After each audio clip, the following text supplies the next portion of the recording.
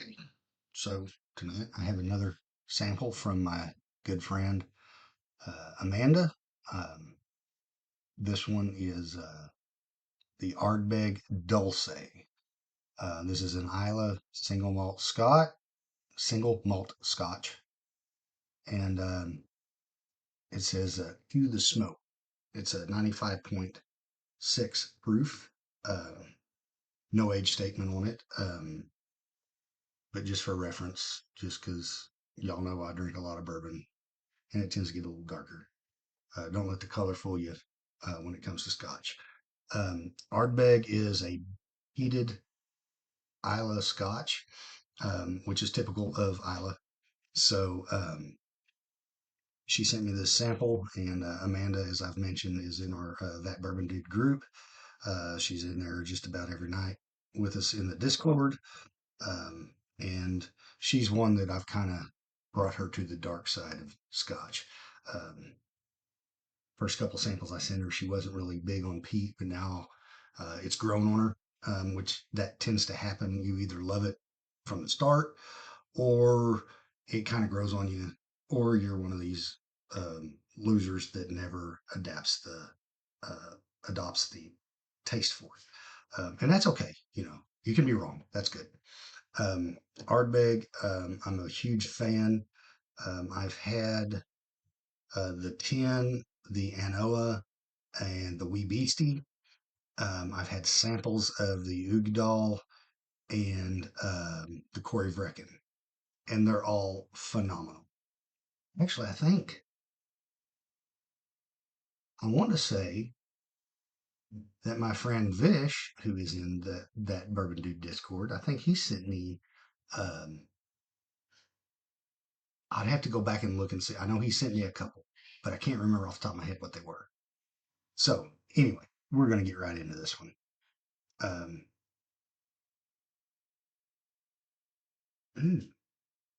yes, Pete, but there's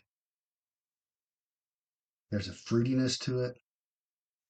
Now, my palate's not so sophisticated that I can pull too much out of it, but it's fruity. I don't know what I would think more on the lighter side, like think peach pear, because that's what I get on a lot of scotches.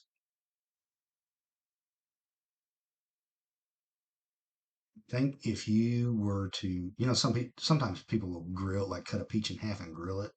Think if you did that on your smoker. That's what you got right.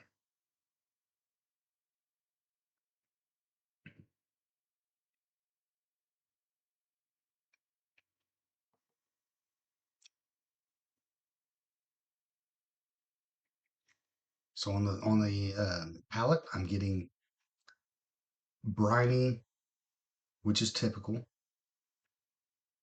I don't quite at first sip. I don't get that fruitiness. Um, I get smoke, brine. I do not get medicinal, which is something that is common with peated Scotch. I'm not getting that.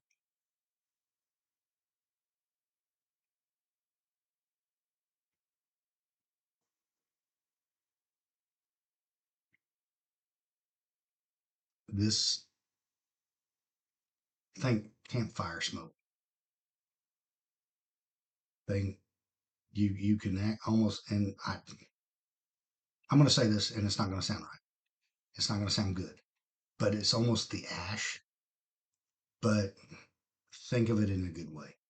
And I know that's hard to do, but that's the best way I can describe it. But it's not bad at all.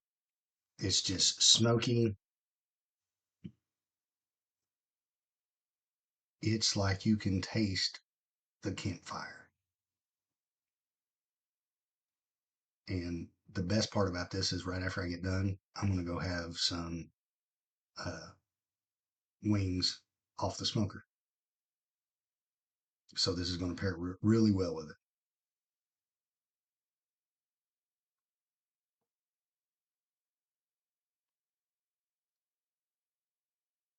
Now the finish is good, but it doesn't hang around as long. Well, that's wrong. So there's the finish, and then it kind of fades, and then there's this leftover smokiness that kind of hangs out there. So it doesn't necessarily die off quickly, but it doesn't hang around as much as some that I've had. So the nose is, I want to give it, I'm giving it a 3 because I love peat.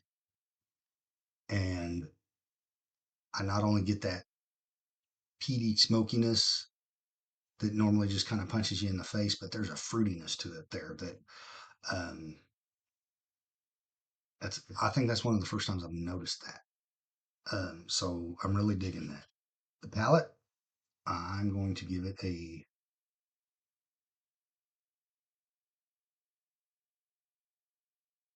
2.75. Yeah.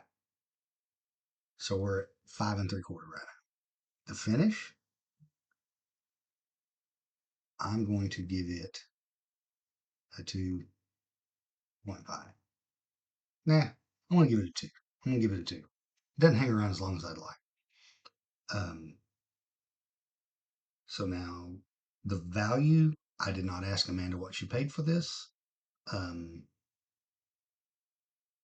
the last video that I reviewed from her, she told me what she paid, but I don't typically ask. Um, sometimes I do if it comes up.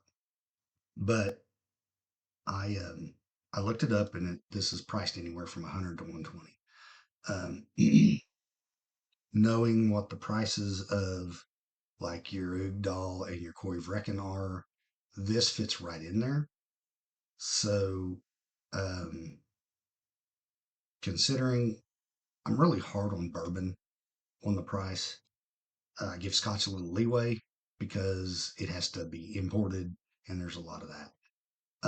And when it's the malted barley and the peating, I know that that process is a bit more expensive. Um, so I'm a little bit more. I give Scotch a little bit more grace, but on the upper end, 120, I would say that's a bit much. Um, that's what's typical. So I really enjoy this. If that was in my budget, I would definitely pay that. So I'm actually going to give the value a 1 because I think knowing what um, I'll say this, I'll put it this way. With bourbon, you have a secondary market where even liquor stores are charging those secondary prices. You don't have that in Scotch.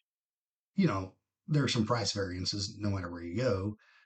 Distributors get a good price. Stores can give you a good price, whatever. Um, but you don't have that secondary market like you do with bourbon. So you're not paying $120 for a $60 bottle. Um, yes, I'm a cheapskate and I don't like paying $120 even for scotch when I know that's what the price is.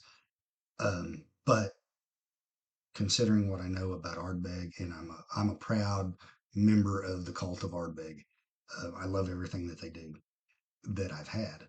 Um, and this fits right in with about what um, their higher end scotches are running. So I do believe that this is, if it was anywhere near what I looked up, then I think that was a good value.